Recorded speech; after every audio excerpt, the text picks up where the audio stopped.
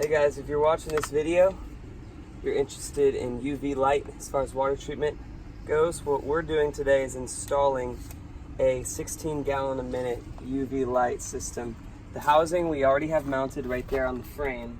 You can see these larger tanks and you might say, wow, this is a huge system. I don't need this for my house.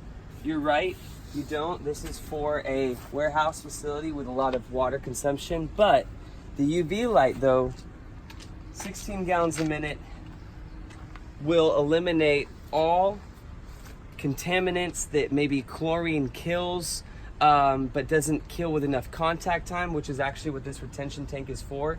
You might not have this retention tank, you might have a small tank for chlorination, or you might have no tank for chlorination at all. This is a quick way to 16 gallons a minute completely disinfect the water and have it sterilized. What we're going to be doing today is install our 2 horsepower Gould's pump HSJ with a chlorination system as the main source of disinfection. What this is an FL28, which is an 82 gallon pressure tank. It causes the pump to not have to turn on as often. And then we have a 3 cubic foot softener to remove tannins. The issue here isn't really hardness and iron. The issue here is tannins. So we have a 3 cubic foot softener to handle the amount of flows and still remove tannins with a 4-inch by 20-inch sediment filter. I don't know if you can see it from where I'm standing, but yeah, that's the system. So this is one of 2 on this property. There's an identical system located somewhere else. Here is the UV light bulb.